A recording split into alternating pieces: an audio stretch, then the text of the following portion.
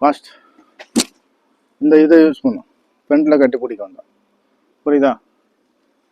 தலையை திருப்பிக்கும், திருப்பிக்கும், தலையை திருப்பிக்கும். திருப்பிக்கும். இப்போ இது ஃபேஸ் முன்னாடி தான் வச்சுக்கோ. லாக் பண்ணி வச்சோன்னா நெக்ஸ்ட்டில் எப்படி போடணும்? சரியா? 1 black, elbow, 2 part, 1 more, 1 2 1 2 part. புரியுதா? நான் என்ன சொல்கிறேன் தெரியுதா? ரொம்ப குறுகுன இடத்துல பிடிச்சாலும் நம்ம அடி ரொம்ப ஸ்ட்ராங் ஆகும். புரியுதா? அடியா அடியா இப்படி எலும்பு தோலமாக இருந்தால் என்ன பண்ணுறோம்? அது நல்லா ஸ்ட்ராங்கு.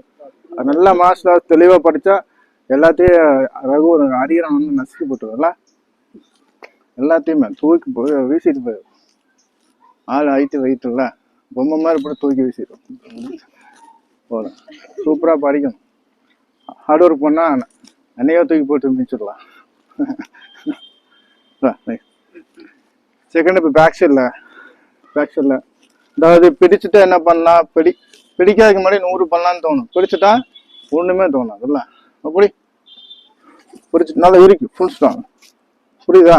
இப்படி இந்த மாதிரி பிடிச்சாலும் நம்ம வந்து வைப்ரேஷன் தான் அடிக்கிறது. மேட்டுக்கல எல்லாம் ரொம்ப சரி. ஓகே, போதும். வேறு நெக்ஸ்ட் வேறு ஏதாவது டிஃபரன்ஸ் எடுக்கணுமா? உங்களுக்கு ஏதாவது டவுட் இருக்கா? வேறு ஏதாவது இல்லை, நிறைய இருக்குது. ஜஸ்ட் பேட் இல்லை, இன்னும் சொல்ல போர்ஷன் இருக்கலாம். ஓகேவா? சரி, ஓகே. கை இந்த லாக் இப்படி. ஓகே, இந்த டிஃபரன்ஸும் அதே மாதிரி தான். இது நல்லா தெரிஞ்சுக்கணும். கை பிடிச்சி பிடி லாக். ஓகே, இதில் வந்து இது பிடிச்சி இந்த லாக் பண்ணுங்க. புரியுதா? இது பிடிச்சதுக்கப்புறம் நீங்கள் டெஸ்டிங் பண்ணிங்கன்னா காலை உடைச்சிடலாம். 100 வழி இருக்குது மார்ஷல் ஆர்ட்ஸ் படித்தா. ஆனால் வந்து நம்ம ஸ்ட்ரீட் ஃபைட்டில் வந்து டக்குன்னு ஒன்றுமே தோணாமல் போயிடக்கூடாது. சரியா? அதனால் தெளிவுபடுத்திருக்கு மார்க்ஸ் படிக்கும்போது. This is defence of street fight.